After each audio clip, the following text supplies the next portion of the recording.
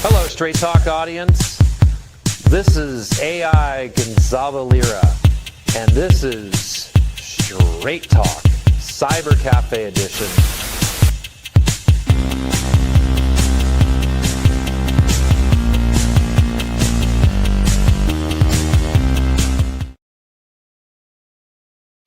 Hey, what's up, guys? I am live here from Tbilisi with Mad Max from Liberty Rising Report, and today we're going to be discussing the Trump-Putin peace deal in Alaska, AI, and economic uncertainty with the situation with oil at $60 a barrel. So if you will, go ahead and take it away, Adam. Thanks. So energy, AI, and a potential peace, or at least peace negotiations between the great Russia and America in Alaska, which used to be Russian America. That's what we're going to be talking about on this August 2025. The Wednesday before the Friday, where Trump is saying everything counts. Trump has just put out a statement saying there's going to be severe consequences if Putin doesn't surrender, concede, or if he doesn't agree to a peace deal to end the war from Friday. Now, I think this is highly unrealistic. I don't anticipate in a couple days Putin will say, all right, fighting stopped. I do believe, or at least I'm hopeful, that some things will be agreed upon, because this conflict going on right now is not just about territory in Ukraine. That's how it's manifested, but it's a symptom of the wider geoeconomics and great power politics. And that's really, that's what drives reality. It's not the regime of Ukraine. And one of, as we talk about often, one fundamental components to how the world works is energy and banks and resources. Yeah, I mean, pretty much like what I was talking about earlier. The Consolidated Legacy Group was about oil, and that America for the longest time had a monopoly in this sector, especially with the petrodollar. Gonzalo Lira mentioned this before his timely passing. And what he had talked about was that this petrodollar was set up, by OPEC, by Saudi Arabia, in order to control oil. And with the creation of BRICS and the fact that a lot of BRICS countries are oil-producing countries, especially Russia being one of them, the certainty of oil, especially with the level of economic slowdown that's been going on for the last couple of years since basically COVID lockdowns and ongoing. It's starting to really take its toll on the global economy and global trade. And then with the multipolarism between BRICS and Western economies, it's really, we're in uncertain times, to say the least. But I remember we had talked about this several months ago, that there was possibly going to be a forced negotiated peace deal due to the economy. At the end of summer, that I had said, I also predicted that oil would be around $60 a barrel by August, by the end of summer, which is where it's at now. A lot of people are like, "Oh, oil's going to go up because of the conflict in the Middle East and Israel and all of this stuff." And I was like, no. You got to look at the dry good index shipping, consumer spending, and trade. And right now, that's just been down and down, and it's continually going down since, like I said, since before Trump took office. So a lot of this is affecting the oil prices and demand for oil. Yeah, I mean, it is what it is.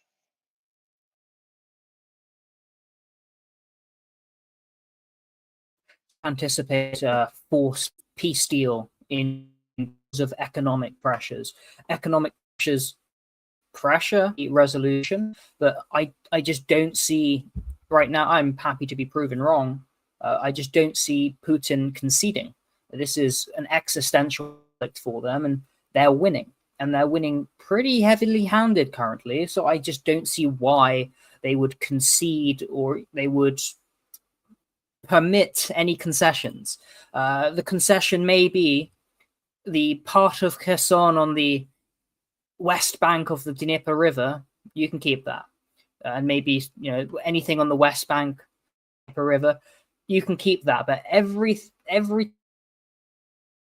territory that currently have, even they don't have in those everything on the east bank of the Dnieper River in those 4 oblasts, Russia's not going to give up until they have all of that. And looking at the battlefield right now, it's possible Russia won't give up until they've taken Odessa.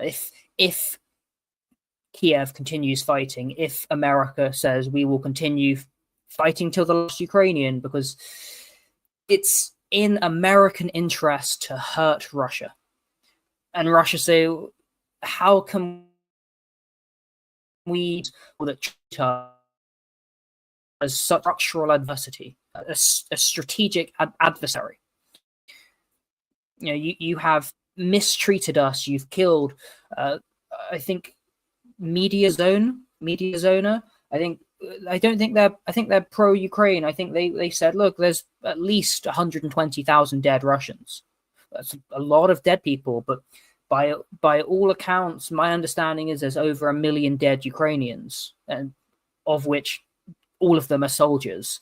That's kind of an 8-to-1 ratio already, which is what I've kind of been talking about throughout. And 1.1 million dead. So I don't know. Point is, Russia's not only winning decisively, winning militarily, winning numerically, but they're breaking through the line of defense, strategic line defense, almost holes getting through. So I just don't think Russia are in the mood for concessions. But they say, if we can win, we'll accept your peace. And that's what's going to happen on Friday, per my understanding. And it's broader than just Ukraine. South Caucasus, BRICS, Europe, many things will be on the table. And Putin's going to go in prepared, per my understanding of the profile of the president of Russia. Yeah, I mean, for the most part, I think there's already probably a negotiated peace that's probably been done in the back door. It's not so much a negotiated peace, but I think it's a trade deal that's in the works. And I think it's a trade deal that's probably going to be in the works between Iran, Russia, and the United States. That's what I think's going on. I think Trump's going to be throwing Ukraine under the bus, and he's going to force Europe's hand to basically say, "Hey, we're going to side with a negotiated peace deal with Russia, and just basically say that we're going to defund it. If Russia or Ukraine doesn't agree to it, I think Trump's probably going to try to wash his hands of it. That's what I think's going on. And I've been saying that for a while. I hope so. It was just reported a few hours ago that Merz, the president of Germany, and Zelensky have set to the peace conditions. The borders cannot be changed through violence. We will never concede territory. Said, yeah, you're going to lose territory. It will be necessary. Sit down. You will lose territory. But again, he also said there will be very severe consequences for Russia if Putin doesn't stop the Ukraine war after Friday. I just don't see that. Unless they say, okay, Putin, you win, Ukraine is no longer under American domination or dominion, which is a hefty surrender for the Western side. We'll see. But I don't anticipate the war finishes this week. Although strategically, perhaps it's finished. Yeah, I don't think the war's going to end this week either. But I mean, I think from what I've been hearing from the main group and other influencers, sounds like Russia's pushing pretty hard to take as much territory as they can up until this the summit, and it apparently looks like Ukraine is hitting targets within Russia. I don't like with drone strikes, so I don't know what exactly is going on, but I think the war's over. Like, to be honest, it's not being covered in the media. Nobody's really talking about it anymore, as far as I know. And I think that this is coming at a time when the world economy is at such a slowdown. Oil prices are low. Bitcoin, gold is at its highest it's ever been. I mean, then Trump's tariffs and stuff, and the embargoes and self-sanctioning that Europe's been doing. It's just we're either going to see major World War III, or there's going to be some type of concession, and we're going to go back to trading again, to a global trading situation, trade deals basically. And that's what I said would probably happen at the end of the summer. Is when I was just basically waiting to see what's going to happen with the summer, and especially here in Tbilisi, like what's going on. I mean, they're building like crazy here, and apparently rents have come down. Prices on real estate. They're starting to take concessions on that, and you can see there's a little bit of a slowdown in the building. So it's uncertainty at this point in the global economy. What's going to happen?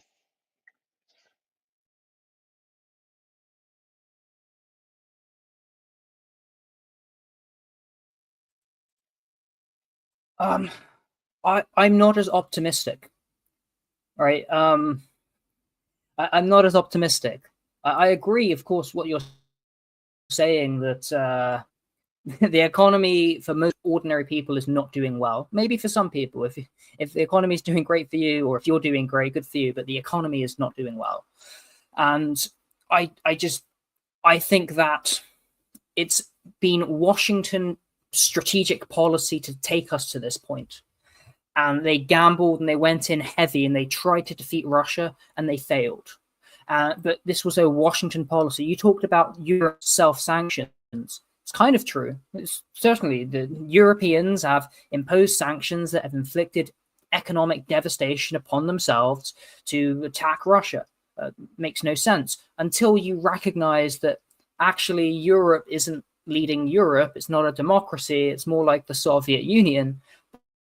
But the bureaus, it's not even the European Commission, it's orders on high from Washington. The EU is a puppet, an unsovereign vassal of Washington. And so when the emperor says impose sanctions, really when the empire says impose sanctions on Russia, they do it. And when the empire poses or frames Russia as the enemy, as a strategic adversary, as a rival, a latent rival, declared, they all align to do that. Now, the emperor is saying, I want this war to come to an end. But who runs the empire? Is it the empire? Is it reality? Is it the emperor? Now, it appears the reality is Ukraine is going to lose this war. They've already lost. But there are more Ukrainians that can continue to throw into the meat grind. The question is, can the emperor end war in Ukraine? I mean, let's put it this way, the European factor, like the European economy, I don't know how bad the economic situation is in America. I see a lot of things, lots of people in debt, lots of struggle, high rents, high food, high everything. Recently, I saw a picture from Russia. I think it was 25 cents for 10 eggs from in the supermarket. I think it was in Moscow as well, which is amazing. Maybe that was on deal, but if I could get 10 eggs for $1, I'd be very, very happy. And we look at Europe. They import energy and export high-end AI and industrial technology. This current sanction regime forced Europe into higher input costs, weakening their competitiveness, especially against US technology and manufacturing. From a pure economic logic standpoint, it is not in Europe's interest to decouple from Russian energy, but it is in the US interest to force that decoupling, because the higher costs force the relocation of industry from Europe to America. There is increased dependency on American LNG and Middle Eastern intermediaries aligned with Washington. And, like Trump says to the EU, you're going to invest billions, hundreds of billions in our economy. And Ursula von der Leyen says, yes, sir. Or sorry, they don't just say, yes, sir. What was the Mark Rutte, NATO chief? He says, yes, Daddy Trump. I mean, this is how depraved and subordinate Europe is to the US empire. It's truly sickening.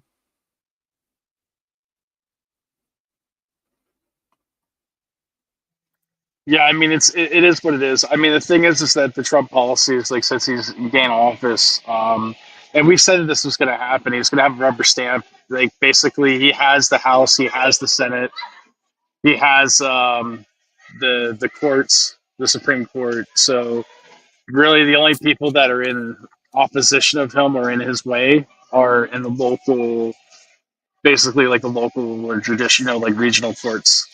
That's about it, and like state level. And you saw what he just did. He basically declared a state of emergency, and I think it was it DC or New York. I think it was New York, right? Or was it DC? Washington D.C. He's I think he's signed into power for the long-term federalization of DC police. Just DC right now, but we'll see how things go. And basically DC, like Democrat-run cities and megapolises, although there may be lots of wealth there, on a ground level, I'm not no expert, but it looks like shit, with homeless, crime, and whatever other problems they have. Yeah, and I mean, I had said this was probably going to happen, is eventually they're going to federalize the police department. We went over that in the previous podcast with the prison industrial complex. That I said eventually the federal government under Trump was going to federalize the government or federalize the police force, and basically he's done it. So that's predictions that we basically made that came true. And at this point, it's just like whatever. I mean, there's just so much stuff going on in the world, and we're in crazy times. And I said 2025 would be very uncertain. Hashtag collapse 2025. We would definitely see like turmoil and political instability and border and regional conflicts that were going to arise in the later part of 2025, and that's what we're seeing now. So I mean, it is what it is. It's like it's. I called it, more or less.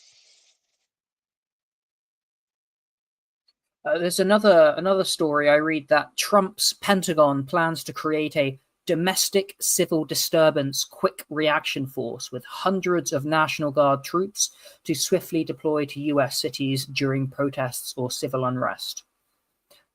Maybe sounds like an idea, but I don't really know the politics of that. But it's a CIA National Guard task force to be deployed nationwide, as and when. Hundreds, not hundreds. So it's not the military, it's the National Guard, but certainly intention, plan. I don't know if we've still got Professor here. I guess not. Okay, let's switch a bit to artificial intelligence. We all know that artificial intelligence isn't economic, right? It's security. It's why all the big investment into artificial intelligence is being government-led. To be clear, of course, there is enormous private investment into artificial intelligence. However, it's mostly for applications of artificial intelligence. The intelligence itself is being government-developed predominantly. And large-scale AI training and deployment is energy-intensive. So without cheap, reliable energy, AI development timelines slip and becomes more expensive and therefore more burdensome to the state. Whoever controls the input costs for AI compute effectively, for AI to effectively controls the pace of AI advancement. This is one of the reasons why Russia is framed as this enemy. Just at a glance, Russia is the largest natural gas reserves in the world, top 3 in oil production. America's number 1, but they use a lot of that energy and then export the LNG. Whereas Russia, they use of the energy, but they've got lots left over.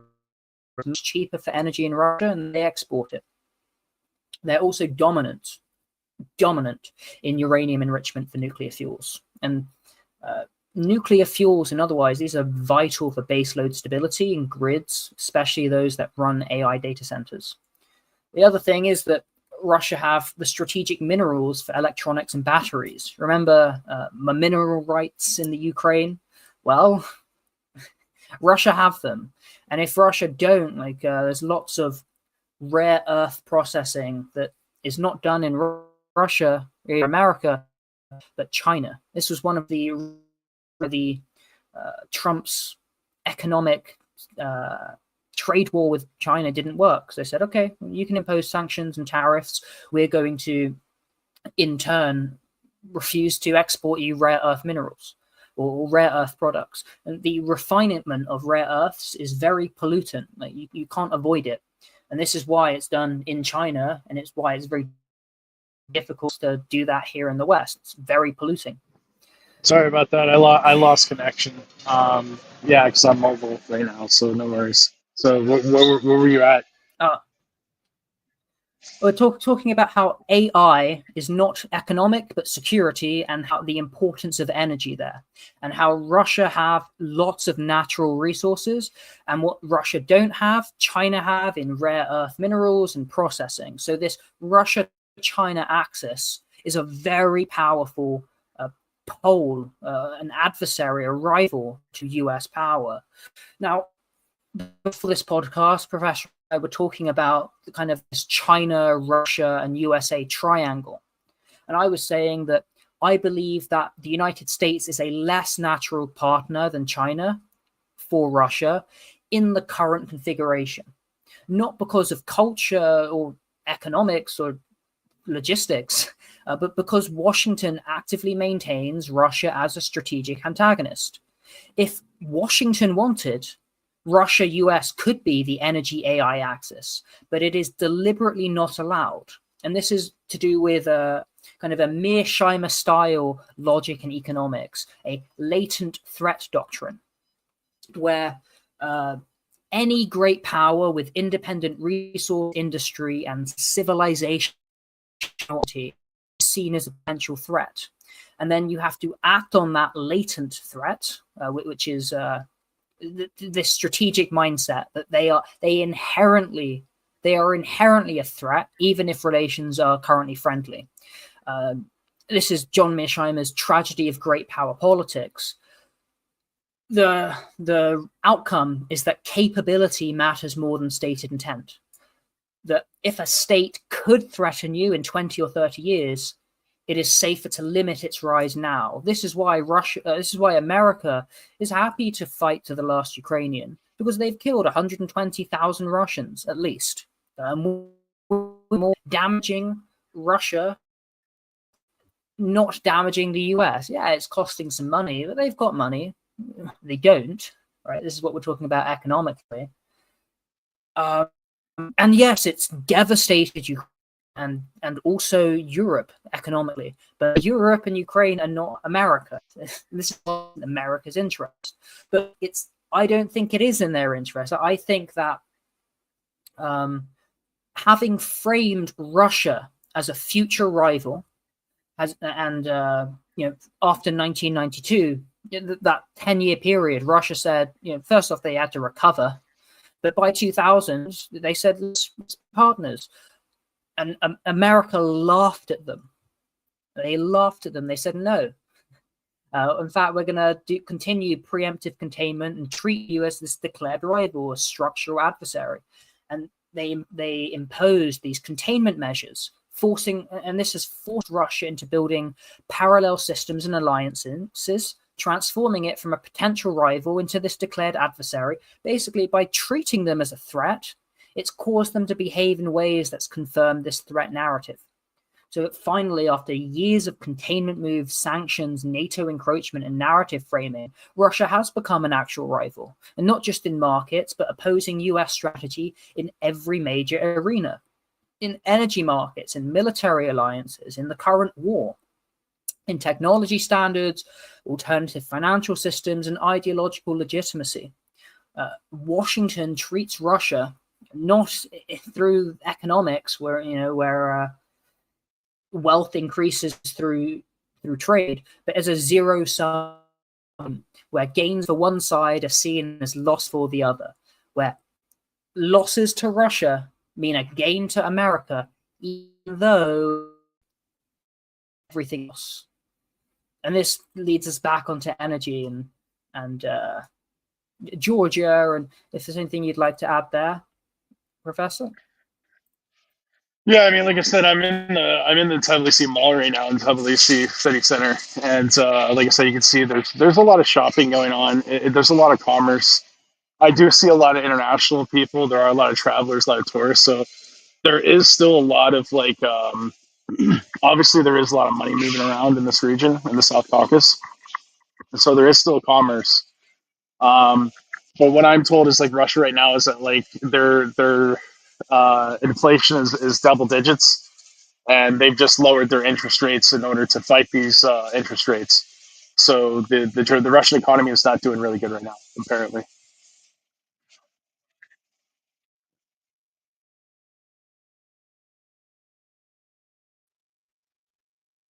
Okay.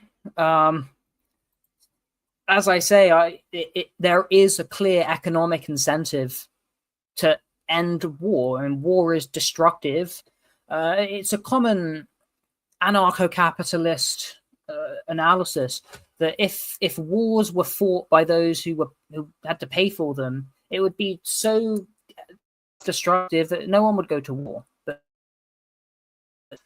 don't pay for them. You pay for these war taxes, and you get rich off of it. So this is why they go to war, because it's it's coerced, it's taxed, it's not voluntary by anyone other than the states, than states in general. So, but listen, there is a war, and we've seen the West, this Western bloc, is not just trying to strategically defeat Russia, as that is their what they say, but this is an existential conflict for Russia. So, and I think this is well understood by Putin. He's a very, very man, clever, very well resourced. Russia is a rival power, a rival pole. It is a pole of power in a multipolar order, not a subordinate node. What this means is, economically, they may do better to end the war tomorrow, but is that the long-term interest? And this war against them has been waged for 30 plus years now. Oh, you can argue since the Cold War, but that's the Soviet Union. There's inheritance there, and indeed there is certainly inheritance there, but against the Russians and not the Soviet Union. That's been going on for 30 years. So I just don't see Russia making fundamental concessions on existential security matters. So maybe the economy is not doing so well. And I agree with the statistics that Professor has cited. Inflation, last I checked, was around double digits. Apparently, they've lowered the inflation rate. Sorry, they've lowered the interest rate to fight. Yeah, inflation. they just lowered the interest rate. Yeah, to me, but that's standard. But then that's not central to fight bank. the inflation, but to make it. Well, what they tend to do is raise the interest rate to fight inflation. Yeah, generally when they raise the interest rate, they try to stimulate investment. No, I'm just saying, like they usually lower interest rates. Like central banks usually lower interest rates in order to stimulate the economy, but also they sometimes use it to fight inflation. Or no, they actually increase the interest rate to fight inflation. They lower the interest rate in order to stimulate the economy. So it doesn't, like I said, it doesn't make any sense, because it's like, well, if your inflation is double digits and you're lowering the interest rate, all you're going to do is just push inflation even higher.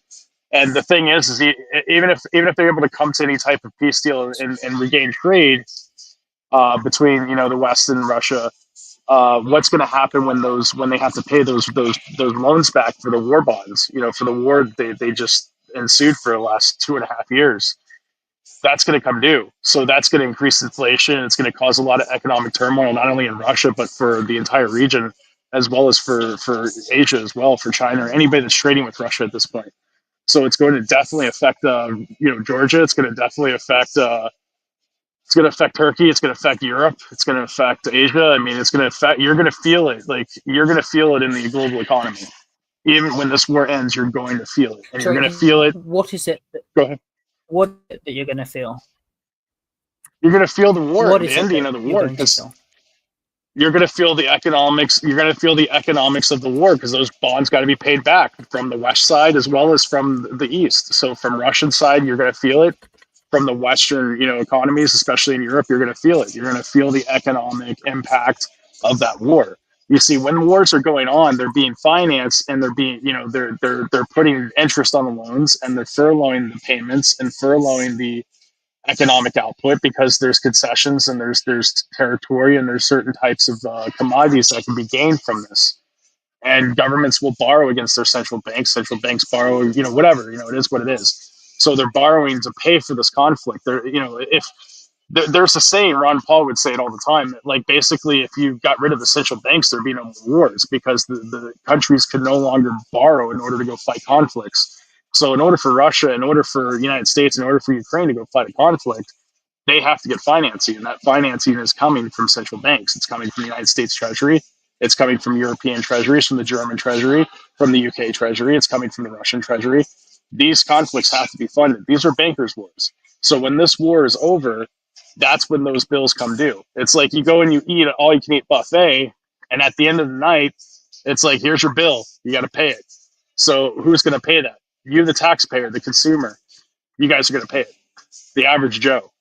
You're going to pay. You're going to pay the consequences of this long, laid out conflict, and it's going to affect the economy on a global scale, and it's going to affect the regional economy most effectively. So it is what it is.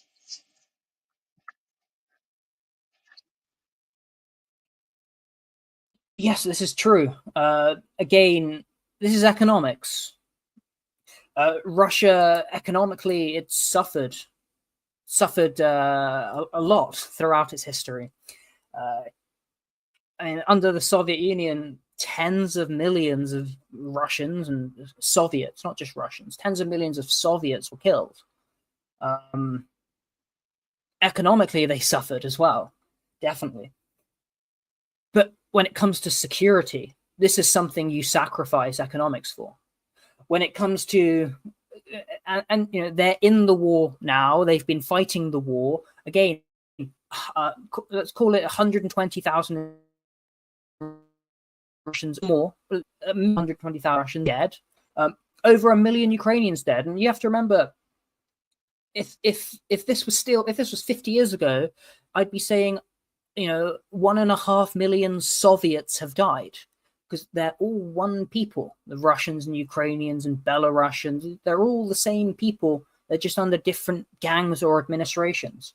So this is a great tragedy, but it's a tragedy that Russia has said, we have to fight this because this isn't a war we've chosen. It's a war you've imposed, you've manufactured, you've compelled us into this situation. So it's not economics, it's security. And so I think that the strategic, necessary calculus is the economy may be suffering right now, and it is. It's probably worth the while. And indeed, if Russia are able to have recognized the territory they've seized, I think that's what, $10 trillion in wealth gained. Many people, land, for the best agricultural and industrial land. So even if you've spent $250 million, $250 billion fighting this war, if the land that you gain is worth $10 trillion, that's a 40 times return on investment. The financing cost might be quite high.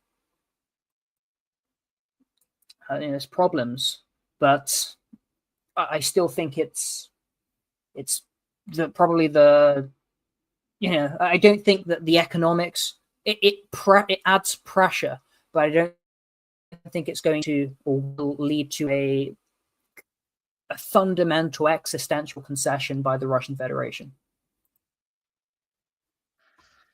I don't think there would be necessarily concessions, but there at least is going to be some type of peace deal. And I think it's more so that Ukraine is done. It's not so much that Russia wants it to end. I think it's just that Ukraine is done. And I think Trump is trying to mitigate as much lost territory in the situation as he can to prevent a complete and total collapse of the Ukrainian economy and the Ukrainian country as we know it. And also, this is going to affect the European Union, and it's going to affect the region most heavily. It's not right now. Like I said, you guys can see that I am literally in the mall in Tbilisi, and there are people shopping everywhere.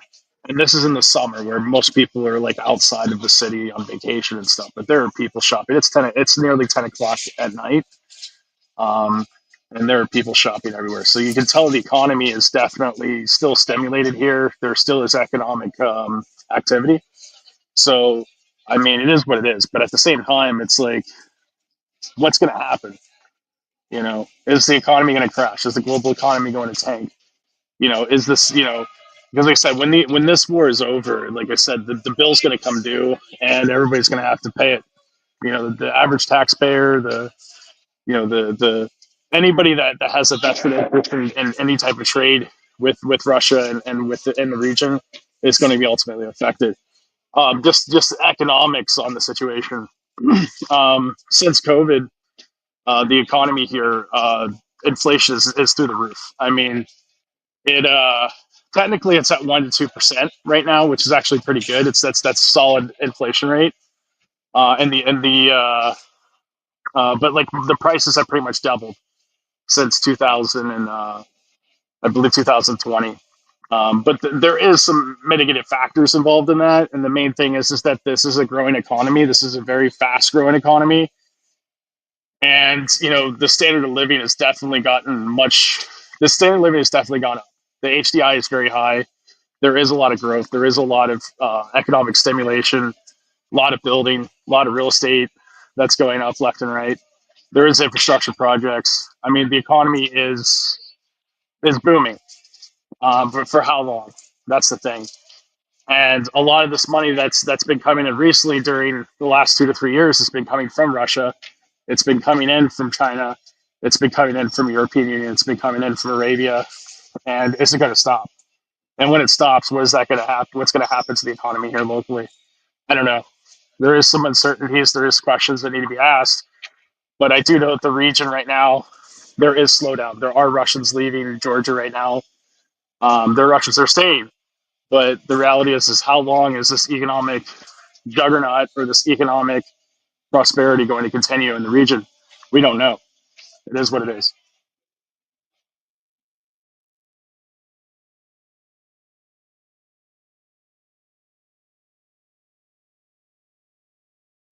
Just a thumbs up or down. Are you saying the economy is good right now in Georgia and prosperous, or are you that rate of prosperity may slow down or change wind when the war is over? Or are you saying when the war is over, maybe things get even better? You're saying when the war's over, No, the cost of the war will come to bear, and that will tank the economy, or it's peace breaks out and standards and conditions improve. I think that the economy is it is slowing down in Georgia, most definitely slowing down. Even the government officially has said that it's slowing down. I think with the peace deal in Russia, the economy is going to slow down even faster because that money is going to leave Georgia and it's going to go to Ukraine for rebuilding. I think the investment is going to be pulled. Like you said, dude, this is a project right now. I showed you guys a previous project that's going up right now. This is a huge investment project that investors, real estate. I don't know how many units are in this particular like obviously it's a complex of buildings. This is a project that's being developed right now. This is one of maybe hundreds in the country. So yeah, that being said, I mean it's literally the economy's slowing down. You people can feel it. It is what it is. Um, a Russia conflict ending would mean that Russians would leave in droves. Ukrainians would leave in droves. They would go back to Ukraine, go back to Russia. Economic investments would be pulled from the country and be diverted to Ukraine, especially from the Middle East. Especially any investments in the region will be diverted to Ukraine because that's where that's where the biggest ROI will be in. So, could you imagine a country roughly the size of the state of Texas is completely destroyed and devastated. And all of a sudden, BlackRock, who's got a heavy interest and heavy investment in Ukraine, as well as Russia's stake in Ukraine, one of the largest economies in the region, decides that, okay, the war's over, let's rebuild a destroyed country that they got to build up from the ground up. Could you imagine that? Like, what's going to happen? Like, investors are going to be pouring into that investment. You know what I mean? People are going to be like, there's going to be people as far as like China and Beijing. Like, how can I get in? How can I get on this? You know what I mean? Here's another project for you guys to see. That this is another project that's in development. This is 3 that I've showed you guys already. These are huge projects too. This is one of like hundreds that are in the country right now. So what's going to happen to these? Are they just going to stop building them halfway through? That's what happened in '08 during the Ossetia conflict. A lot of the projects that they started building, they literally just stopped building them. They just emptied and abandoned buildings across the country. And we're talking about the difference between '08 and 2025 is it's 100 times the amount of investment, foreign investment in building projects than what we saw in '08. So there's buildings going up all over the country. I mean, there's hundreds and hundreds, probably thousands of projects ongoing right now as we speak. What's going to happen if this conflict ends is the money is going to flow out of the country. The investments are going to go to Ukraine because, you could make a regular investment in Ukraine of like $100,000. You could probably turn that into $1 million in less than 5 to 10 years. I mean, that kind of ROI. You're not going to see that in Georgia. You're not going to see that in Dubai, United States, any other country. But in Ukraine, you can. And the money's going to be flowing in. There's going to be lots of jobs. People are going to be flowing there. And that's what I think is going to end up happening. And this is in concurrence with many, economists and academics like myself. We're all pretty much saying, yeah, this is what's going to happen. Marketing experts, business experts, economists, in the region, they're like, yeah, this war ends, and then, it will affect the Georgian economy. Money will flow out of this country, most definitely. Ukraine is currently the poorest corner of Europe, the poorest. Trump had a name for these kind of countries: poorest shithole country of Europe. Like the poorest. I think like $3,500 gross national income per person, something like that. Yeah, the lowest in Europe. And what's tragic is 35 years ago, Ukraine was like the richest area in the Soviet Union, other than Moscow, perhaps. But as that's the capital, which a vortex for capital and wealth and power. But Ukraine was like one of the richest oblast regions of the Soviet Union. Really tragic, and it's a tragedy brought on by American policy interests. And again, it comes down to this conception. Let's frame Russia. Russia may be a future rival, so we're going to frame them as a latent threat, and this justifies containment. We're going to apply that: NATO expansion, sanctions, tech and finance exclusion, and as and when Russia responds, particularly when you coup d'etat the democratically elected government in Kiev in 2014, and install a hostile vassal puppet right on the border, and then try and get them into your military bloc, that necessarily warrants a response, a reaction. And Putin says, my biggest regret is that I pushed for peace and peace and peace with these perfidious warmongers who never had any interest in peace, but their interest was, we want to strategically defeat, to plunder, and our word, the Russian Federation and Russia.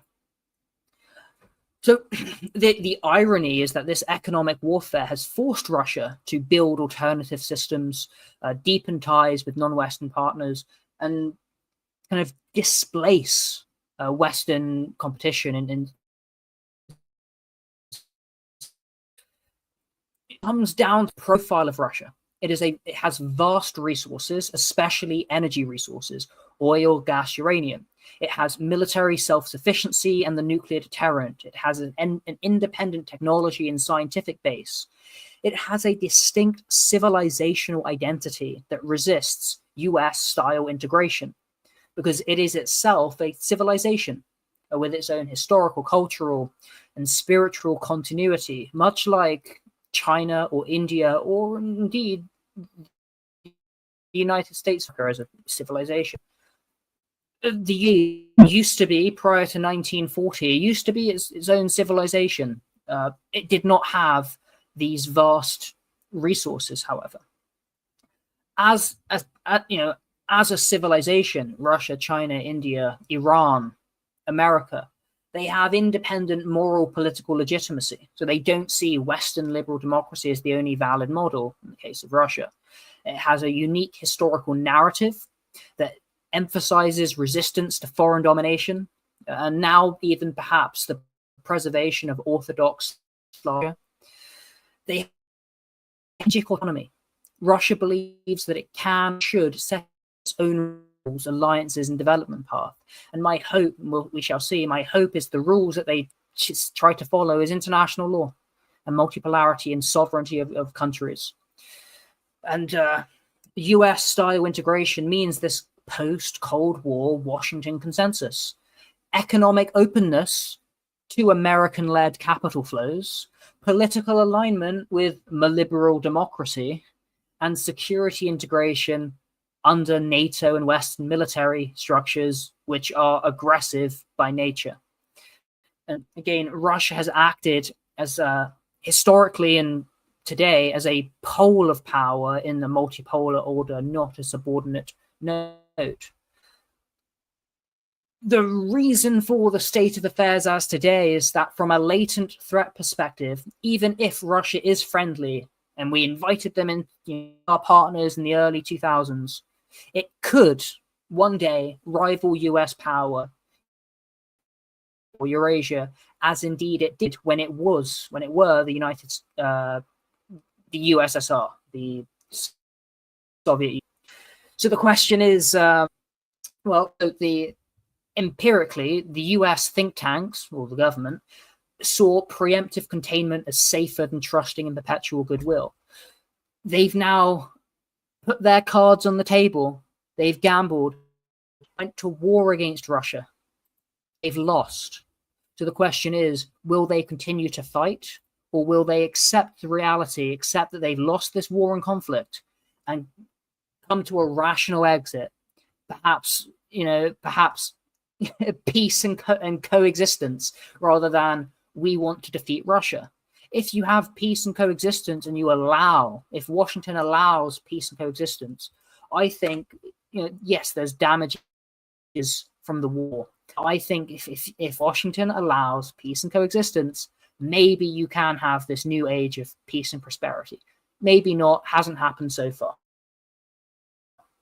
And the age of peace and prosperity, or whatever, certainly, we're halfway through this decade of digital transformation. Evidently, it is artificial intelligence that decides the future, certainly on a security state level. And what drives AI? Yes, you've got the intellectual capital base, but you've also got energy. I think that was just bringing it back to the topic of the episode. For the most part, whoever controls energy is going to control AI. And right now, it seems like the United States is one of the key players in this right now. Russia definitely has the cards in order to take over, but they're having some technological issues due to manpower and technology, because they're diverting all of their resources to this war in Ukraine. That's what I'm saying. Like, once the war is over, Russia's going to be a major competitor with the United States in that regard, I think.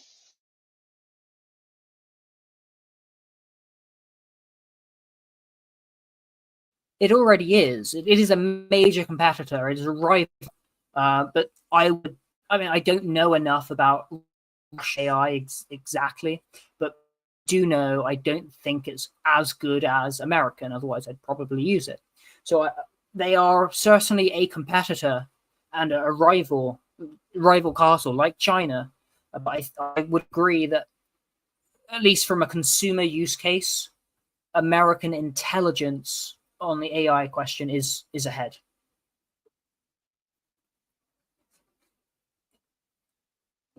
And part of it is that you talk about the inflation in Russia. It's not just, oh, there's a war, inflation. It's like, well, there's a war, so the Russian government is spending tons of money on the war, military spending at a war level. So, and then you have to focus on people focusing on the systematic death destruction of the enemy, the Ukrainian armed forces, as opposed to building wealth. So when the war's over, it's going to end, Russia can reallocate its resources to building wealth. I just don't see, the war is won, just like, I can't remember the date, but before the Soviets fell on Berlin, the war was already won. There was just a lot of fighting left to go, and there's a fight to go.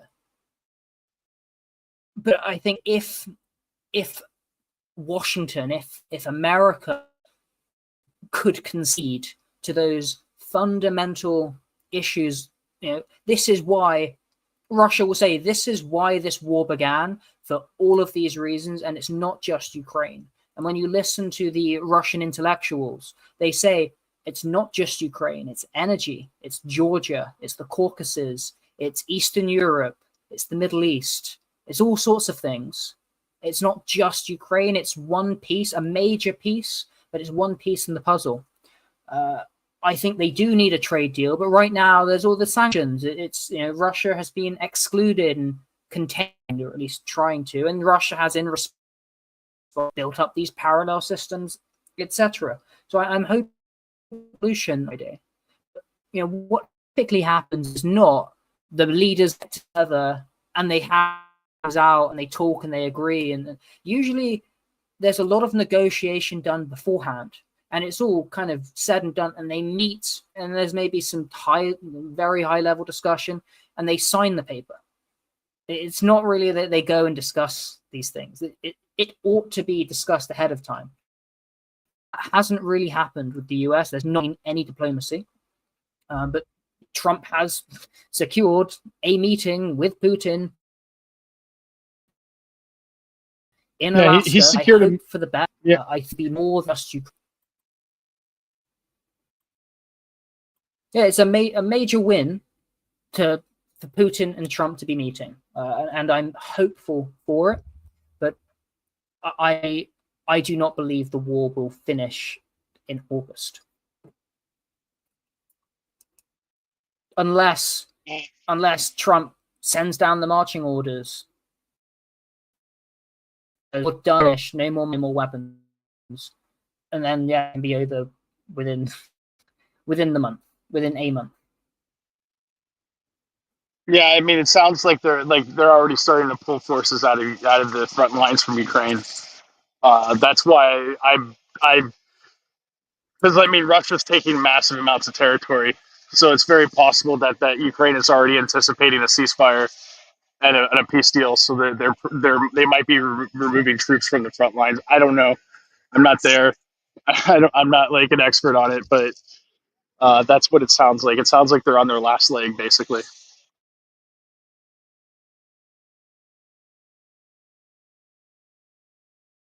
So I'm also not an expert in the tactical execution of modern war, but I follow it, and I follow people who are pretty good analysts. And it's not so much Ukraine are like, all right, retreat, like let them take the territory, we shall protect our lives. No, they fight to the last Ukrainian, screams Zelensky. It's just that the Russian war machine making key breakthroughs, and they're in the war. And they've reached this the last highly defensive line and they're just been breaking through and forming the tactical maneuvering in order to make progress. There's been a lot of death, hundreds of thousands been killed. It's been a long war, and like I said, there's COVID and the economic slowdown, oil prices like tanking, economic sanctions, tariffs to infinity and beyond, interest rates, staying afloat, and inflation through the floor, through the ceiling. It's something that's going to happen. I mean, it is what it is. After the regional conflicts that I've been predicting that have come to fruition. Like I said, we're coming on the hour, so let's go ahead and wrap it up because I'm at like 1% on my battery on my phone.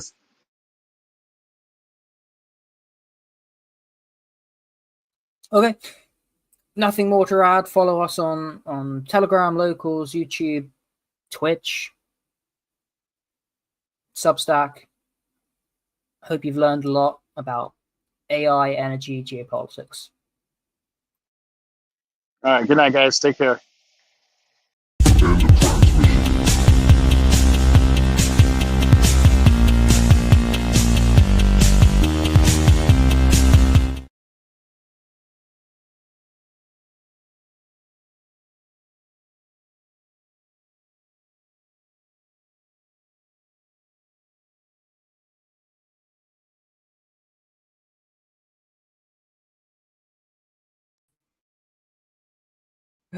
Oh no, I hope his battery hasn't died. Oh no.